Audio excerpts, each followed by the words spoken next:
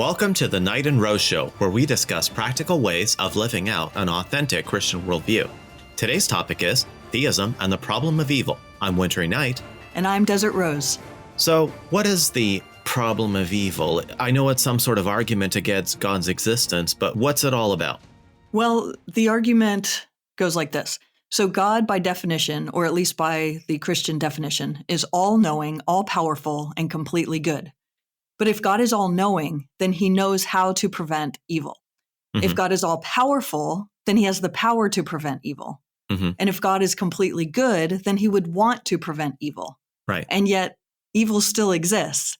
Therefore, atheists will say God cannot or God probably does not exist, depending on which version of the argument they're using. Okay, so he either has to get rid of evil completely, or he has to get rid of any evil that has no greater compensating good. Yeah, exactly. That's what they would say. Okay. So what does the word evil mean in that argument? Well, for the purposes of this argument, evil is something that causes suffering to a sentient being, so a human or an animal, for no justifiably good purpose. Mm-hmm. And I think it's worth distinguishing between moral and natural evil here. Moral evil is committed by a person, so for example, murder or theft, whereas natural evil results from environmental factors like earthquakes or tornadoes. Okay. Yeah, I could see why those would challenge the goodness of God. So before we get too deep into the argument, can you make a distinction between emotional problem of evil and the intellectual problem of evil? Yeah, definitely. I think that's a really important distinction. The emotional problem that a lot of people have has to do with our feelings about our experiences of suffering. Nobody likes to suffer. We don't want to suffer. But that's different than the intellectual problem, which has to do with whether or not God and evil can coexist. A lot of people blame God for their suffering and decide that he either cannot be good or that he cannot exist or probably doesn't exist based on their experience of suffering. But it's really important to evaluate whether this is an emotional dislike or an intellectual problem. And what we are going to address today here is really the intellectual problem. That's not to dismiss the emotions of it, but to enable people to distinguish between the two and then to respond appropriately accordingly. Right. Yeah. I think you're going to give us some responses to the problem of evil and this argument that you laid out. Those would not be appropriate for somebody who was like, oh, my grandmother died. But on this show, we're focusing on the argument you laid out. So why don't you give us your response to that argument from evil? Yeah, so there are three different ways I want to point out that we could respond. We could demonstrate problems with the argument itself. We could try to explain reasons why God might permit evil or suffering. And we could offer additional arguments for God's existence that outweigh any evidence against his existence. Excellent. I love when we have a variety of responses.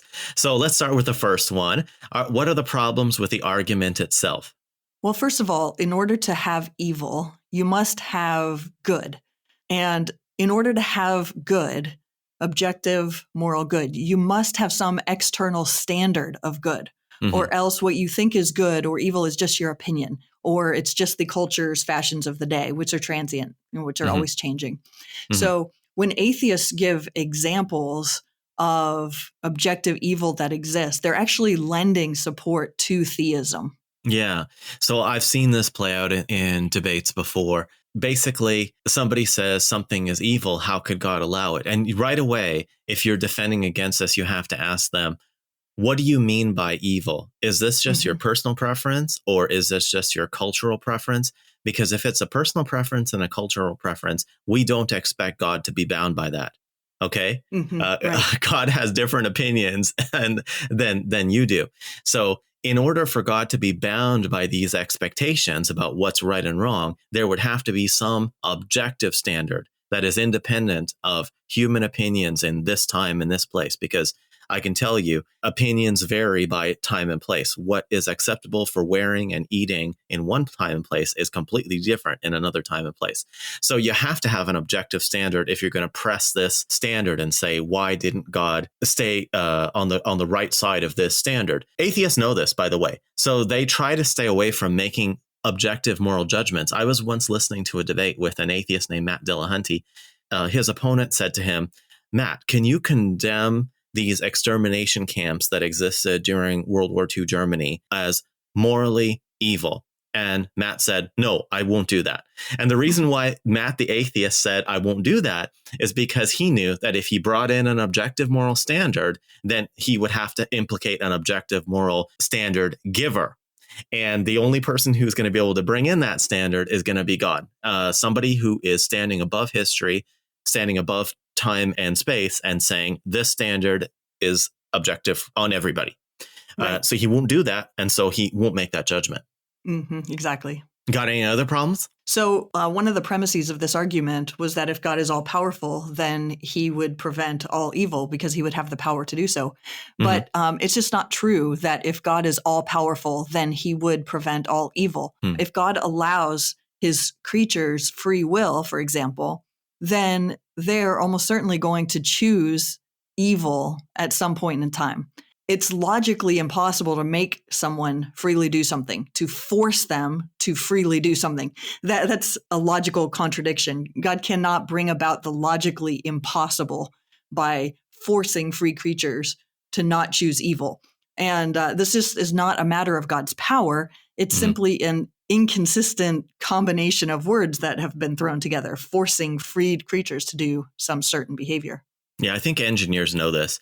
Engineers know that when you're designing something good, like a laptop or an automobile, we're always trading off one thing for another. You know, we would love to have the maximum amount of computation power, but then we know that that's going to increase the cost a great deal, or perhaps increase the size of the device.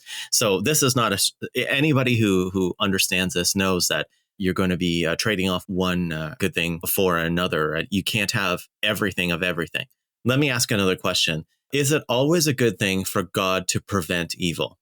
Well, we can't say that it is. I mean, we all know that some suffering is permissible for a greater good at various times. So, for example, when we have a cavity and we choose to go to the dentist and endure some suffering in order to have the cavity drilled out and the tooth filled so that we're healthy from that point forward. Or when we go have surgery to remove a tumor so that it doesn't kill us or cause us tremendous ongoing pain. Or when parents discipline their children, causing them discomfort, hurt, suffering, pain in the short term in order to get great benefits from them long term. It's better to get like a little grounding when you're young, and then prepare yourself for the need to show up on time in the workplace. Exactly. Yeah. So it should be obvious, like people have experience with saying, look, I have to kind of thwart your autonomy and your happiness a little bit now so that, we get a much better thing later. Right. Exactly. I think we'll talk more about this later, but we're kind of in that, that baby stage of living life now in light of eternity. Yeah, I can't wait to get to that. It'll be interesting to see what kind of morally sufficient reasons we can come up with for why God might want to allow evil and suffering. But before we do that, do you have any more problems with the argument? Well, yeah, another big problem is that we're actually in no position to know whether any specific instance of evil is gratuitous or not with respect to God's purposes. I mean, we are limited by time and space and knowledge, and we don't know what ripple effects any specific action may have. God not being bound by time and space is not bound by those constraints. And so we are just not in a position to know for sure about any specific incident. Do you have any other problems with the argument? Yeah, well, another big problem is that we're just in no position to know whether any specific instance of evil is gratuitous or not with respect to God's purposes. We are limited by space and time and in knowledge, and we just do not know what kind of ripple effects any specific act of evil is going to have long term. Yeah, that reminds me of a paper written by a Christian philosopher named William Alston. He used to teach at Syracuse, and he had like an entire list of limitations on humans' ability to know whether a specific instance of evil was going to have a morally sufficient reason. He said we just aren't in a position to know that. And the other point I wanted to make about this is that as part of the argument, it is required that the person making the argument from evil that you made, that they know for certain that this instance, the argument hinges on this. The atheist who's making this argument has to know for certain that this example of evil is gratuitous. So they have to fly through the universe and through all times and places and say, you see, I've done the investigation in every place and in every time. Allowing this evil had no good compensating, balancing thing that made it okay to allow it. But how on earth are they going to be able to do that? Right, exactly. And they would have to do that, again, beyond this life and into eternity going forward. So right, you'd have to be God in order to prove that evil is gratuitous. And, sometimes God does graciously give us glimpses into his purposes for our suffering in this life. I know I have certainly seen the result of, the greatest year of difficulty and suffering of my life actually resulted in by far the greatest amount of spiritual, personal growth and maturity. I'll give another example of a friend named Maya who experienced awful physical abuse and sexual abuse for 4 years in a relationship with her husband. And what resulted from that, though, was that she ultimately sought out what there is beyond this life. And she came to know God. And she says to this day that apart from experiencing that abuse for that amount of time, she would not know God. That is fully what it took for her to seek God, to give up on her own self, her own knowledge and independence from God, and to seek him. And she says again that she would not change a thing to this day. Wow, so it really does work like that. Sometimes God does allow someone to suffer and they turn to him and grow in knowledge of him. And they look back on the suffering and go, that's just the way that was fully justified in order for God to get me to this point. And they don't have a bitterness about it that I find very common among people who press this argument. They often seem to be very angry at the idea that God might have some reason for kind of thwarting their pursuit of happiness. But anyway, let's go on. Atheists say that if there's a reason for human suffering, that I've seen this in a debate, that God should step in and tell us what it is. Does God have to step in and tell us why he's allowing evil to happen? I've heard Bill Craig respond to this before by saying that, that would kind of make our experience of life on this earth that of a haunted house. I mean, can you imagine like God popping out every time there was anything happening going, let me just tell you really quickly why that happened. Okay, let me tell you now. Okay, here I am again. I mean, it sounds pretty ridiculous on the face of it, but I think it would make some people realistic. Mad at God. Like some of these atheists who are in any case kind of unhappy that there is a God would really not like being reminded about it. So they're saying, oh, well, I wish he would give me the reason. But then if he's like popping up every 5 seconds saying, here's the reason, they'd probably be more likely to turn against him. So what are they asking for? They ask for it, but then if they get it, would they really say, this is really what I wanted? Yeah. And that's interesting. I'm thinking of how, I read the scriptures often. And when I'm going through some sort of suffering, it is actually very common for the Holy Spirit to recall to my mind times when God has brought clear good out of temporary suffering. And so in a way, through reminding me of what he's done in the past, he kind of is doing that to people who are willing to seek him out. A point I want to make is that, the burden of proof is on the atheist to show that some instance of evil is gratuitous, to show that any given, instance is gratuitous, that there's no greater purpose. Theists can give some possible reasons why God might permit evil or suffering, but we don't have to explain every single instance. We can give morally sufficient reasons for God to allow evil, or we can explain Christian doctrines that help to explain what God might be doing.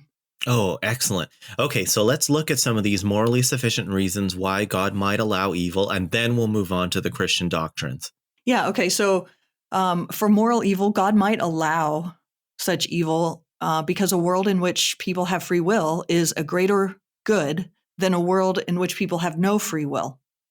And so by allowing free will, he allows the possibility for people to do moral evil. But it's possible, and I'd say very likely, that he considers that to be a greater good.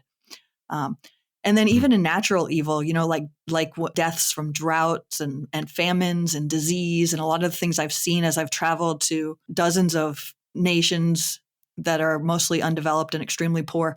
A lot of times these deaths and these types of suffering result from corrupt leaders, from greedy leaders who have taken money for themselves, who prevent people from owning property, from keeping the goods that they grow, from all sorts of policies that intentionally harm people.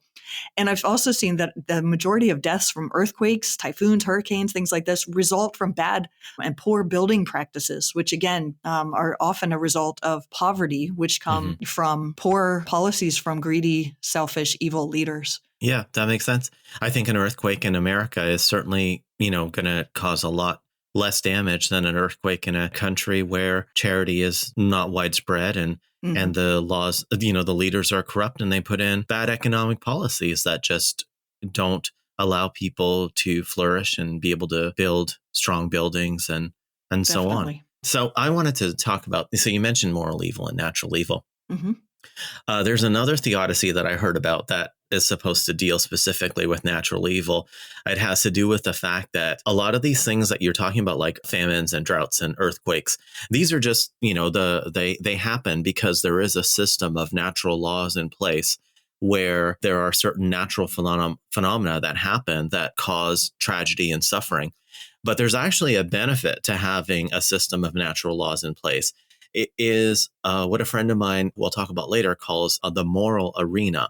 If human beings are living in a world where there are natural, predictable laws, then it's possible for them to engage in moral actions because they understand the consequences of their actions. So they say, if I do this, this is going to result in good. If I do this, this is going to result in evil. But if you take away those natural laws, like this system of predictable natural laws, they are no longer able to predict the consequences of their actions.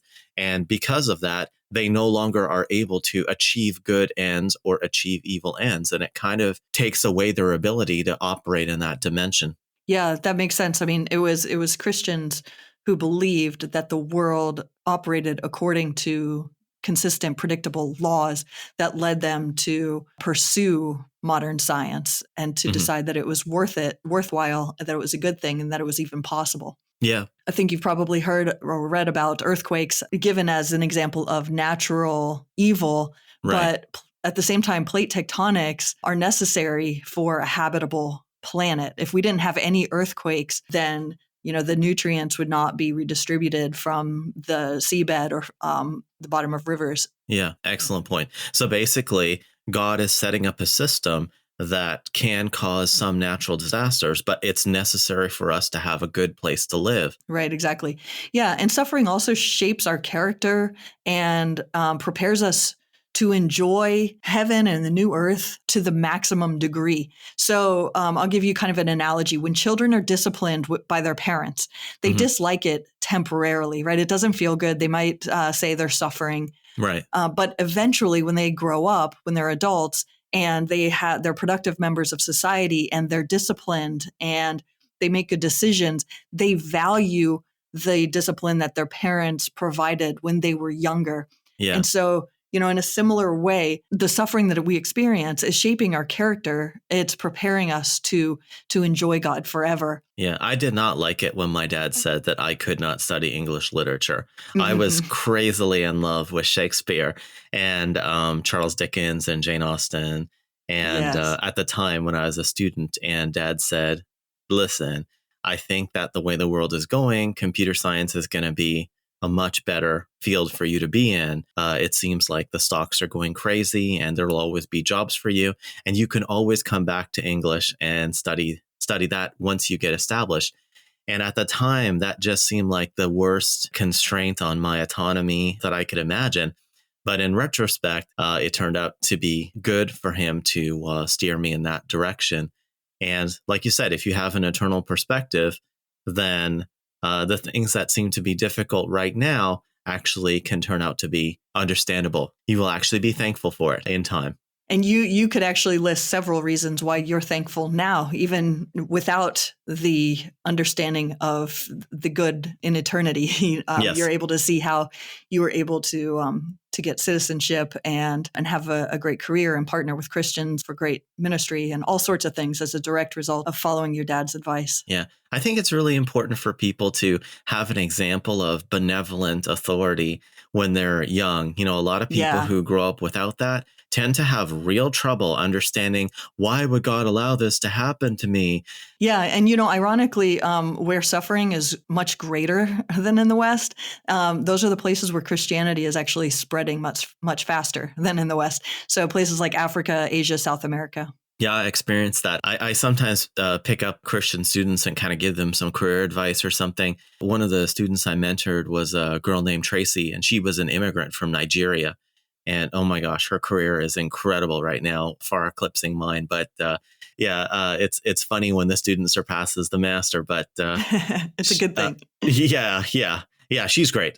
She's doing a lot of sponsoring of other Christians in the way that I modeled for her, except she's much better at it than I am. But at one time, I remember telling her about this problem of evil and suffering. And she said, "You American Christians are so wimpy. You think so much about being happy and God being, looking after all your needs. And you get upset when he doesn't do that. But African Christians aren't like that. We never worry about this. We take suffering as a given, and we don't, complain about God when he doesn't make us happy." So just an interesting cultural difference between Christians in America and Christians in Africa. Yeah, certainly. And as we've eliminated a lot of suffering in the Western world, this argument from the problem of evil seems to have grown more and more common. Yeah, isn't it interesting how that happens? Mm-hmm. One more quick point. So even in the Bible, I just wanted to point this out. I think this is in Hebrews, chapter 5 or maybe chapter 8. I remember there's a passage there where it says that Jesus learned obedience through his suffering. Mm-hmm. He learned how to obey God, and he learned what it was like to obey God, and through his experience of suffering. And so, if we're Christians, our attitude towards suffering should be like, this is the natural outworking of it's okay. It's the normal Christian life. It's the normal Christian life, right? So that was really good. We saw some philosophical reasons why God might allow instances of evil and suffering. And you mentioned that you had Christian doctrines as well. Yeah, that help explain suffering. Yeah, definitely. So first of all, in Christianity, the chief purpose of life is not our temporary, immediate happiness. The chief purpose in life is knowing God. And so when we think about that, that really helps to explain a lot of suffering. For example, we know more of God's holiness and his beauty in a world in which he has allowed us to rebel and experience the ugliness of sin. It is because I've experienced the ugliness of sin that I have turned to God more and can't wait for eternity with him. We know more of God's love in a world in which he has left glory to take on flesh and experience every temptation and weakness as a man and take on the wrath of the Father in our place, the punishment that we deserve. That really demonstrates his love in a way that I don't think we could know it otherwise. Oh, yeah. I see what you're saying. You're basically saying the Christian story shows that Jesus experiences suffering. And because of that, we are able to see how much God loves us. Yes, right. Exactly. Yeah. Okay. A couple more examples. We also know more of God's power in a world in which Jesus has died and was resurrected from the dead. I think we're going to be celebrating that for all eternity, his resurrection and the power of that. And we know more of God's grace and his mercy in a world in which we see glimpses of the depth of our depravity apart from him.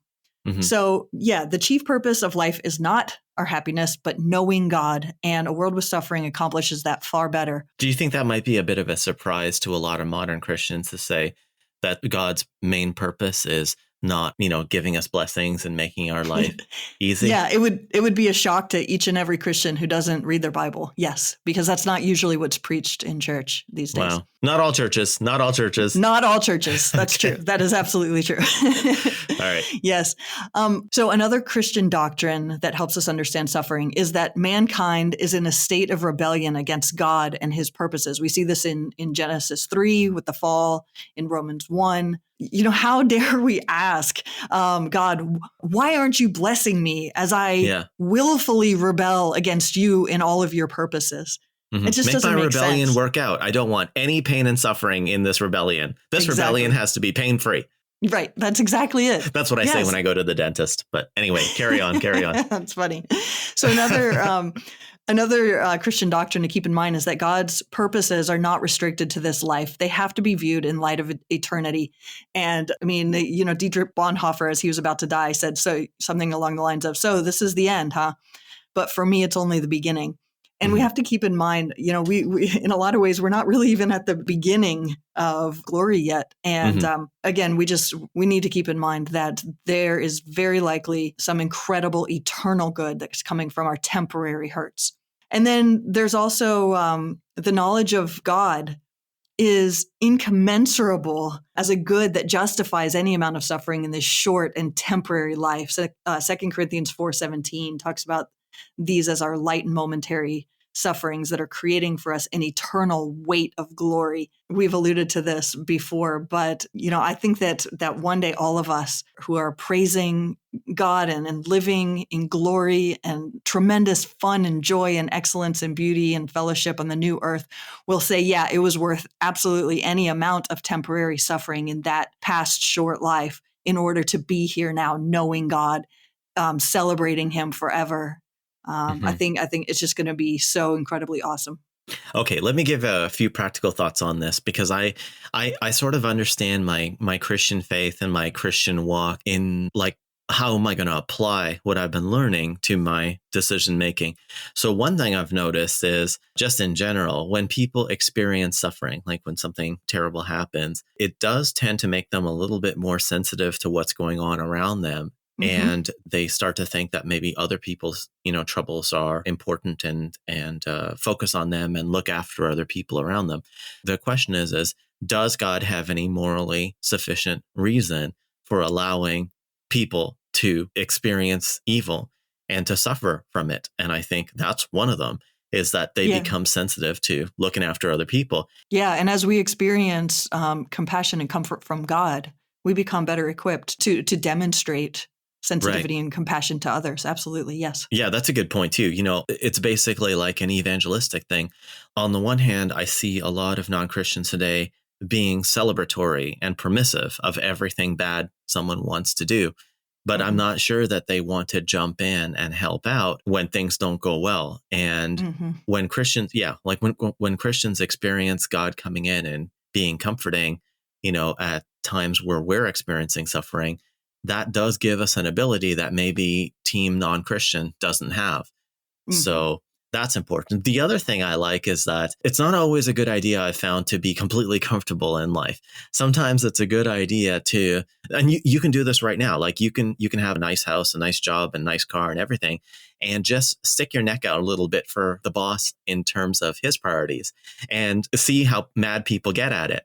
When you do that, there's a reason why it's okay for God to let you suffer this, shamefulness and unhappiness. So you say, I'm going to stand up for the unborn, or I'm going to stand up for natural marriage, and all your friends don't like you. And you say, this is terrible. I'm suffering.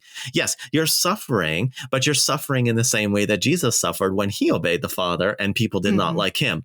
So there's a reason why God lets you suffer for being good. Like it's because you want to be like your leader. You want to follow your leader. And there's other ways to follow the leader too. Think about when someone else causes you suffering. So suppose somebody else, does something terrible, like scratch your car, and you say, oh, this is terrible. I love that car. What happens is you go and you fix it and you try to make it better. And that person has an opportunity to forgive you. But that's just right out of the Lord's Prayer, right? You forgive the sins of others so that you can get forgiveness from God. So how can you forgive anything if nobody does anything that makes you suffer? Right? So God allows that to happen to give you the opportunity to do what you're supposed to do as a Christian, which is forgive others. I think if they're repentant and if they are, make restitution the best they can, then by all means, you should give them that forgiveness. So one other thing, in the West, we've been alluding to this, but a lot of people in the West just don't have any they don't have any felt need for exploring whether God is real and what he's like. So a lot of people, maybe think of like some rich celebrity or some rich tech billionaire, they may be thinking, oh yeah, the universe is eternal and there's no fine tuning and, whatever. And they have all these false views and they have no need to investigate whether these things are really true because they're doing so well for themselves. Their life plan is, working out great for them. So C.S. Lewis says this, that pain is God's megaphone to a deaf world. So it may be that God allows people to experience suffering so that they double back and say, is it really true that all these things that I believe that kind of kept God at a distance are really true? Like I just decided when I was 14 that the universe had always existed. I didn't really think about it anymore until, my son died. Now I'm going back and looking at it and I'm finding out that the only reason I thought that was to keep God out of the creating business. So this is what I'm saying. Like sometimes God allows people to suffer so that they will go back and question whether these things that they conveniently believed to keep God at a safe distance really were true. They ask questions when they experience worldview shattering suffering. Right. Yep, definitely. And that's permissible because God's not here to make you happy. His job is to make you enter into a relationship with him. And so allowing you to experience a bit of suffering is okay if he gets this thing. And you know what? That's way better for you than the third car or the fourth mansion. Right. You know what I mean? That vertical relationship with him, that's better. You're going to want that more. And you're going to look at the suffering and go, who cares? In retrospect, I'm okay with the suffering. Give me the God, give me the relationship with God. Yeah, that's what I was about to say, that ultimately that is the path to our greatest happiness. Yeah. It's just, it's not comfortable to get there. Right.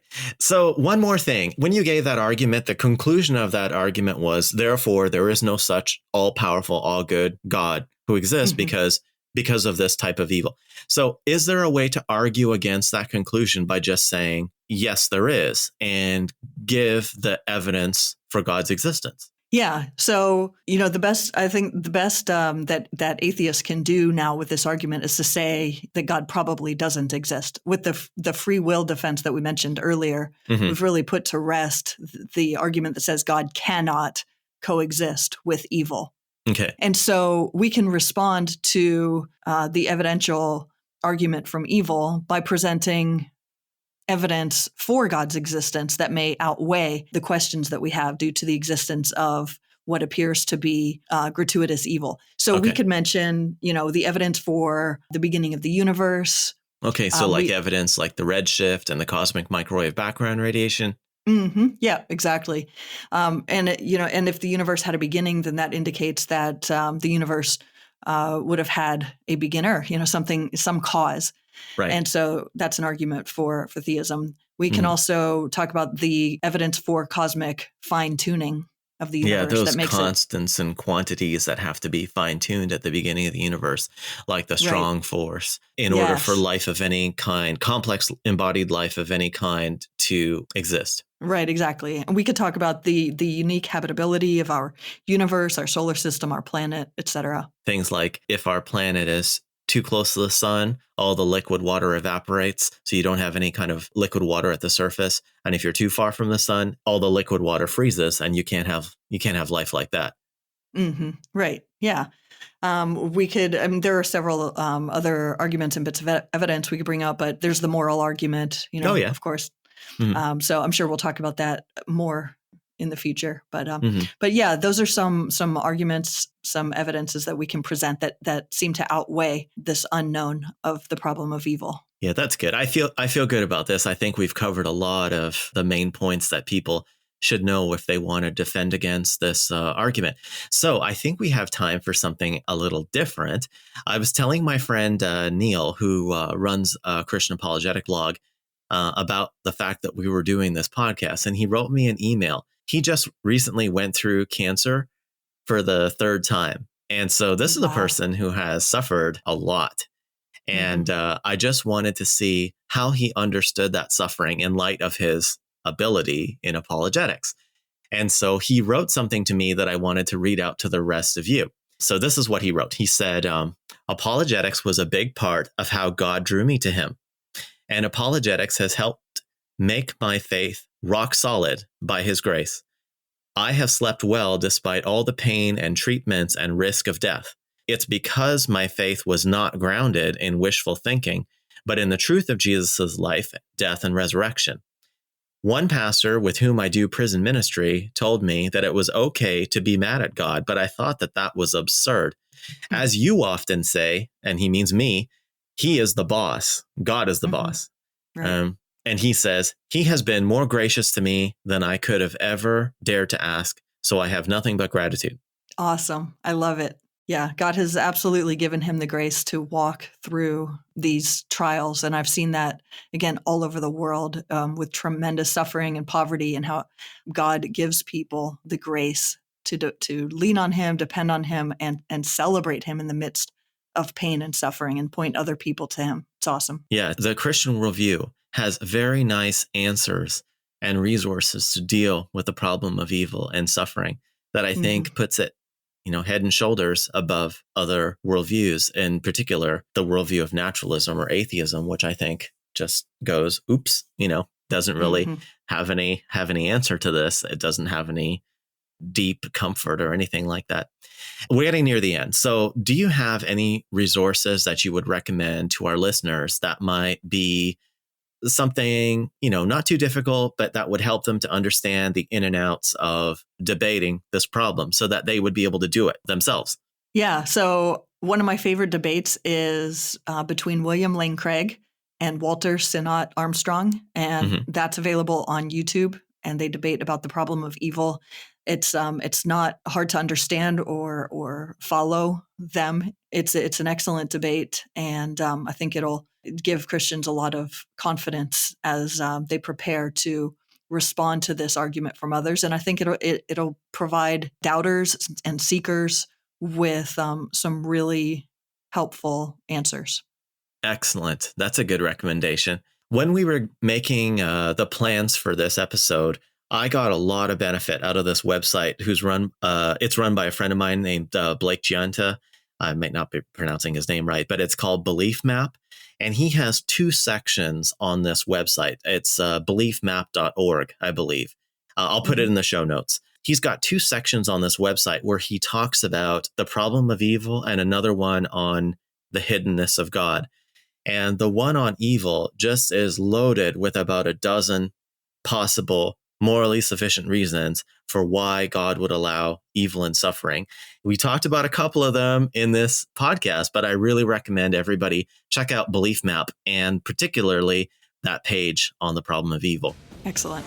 Okay, so that seems like a good place for us to end. If you enjoy the show, please like, comment, share, and subscribe. You can find the references for this episode on winterynight.com. That's winteryknight.com. We appreciate you taking the time to listen, and we'll see you again in the next one.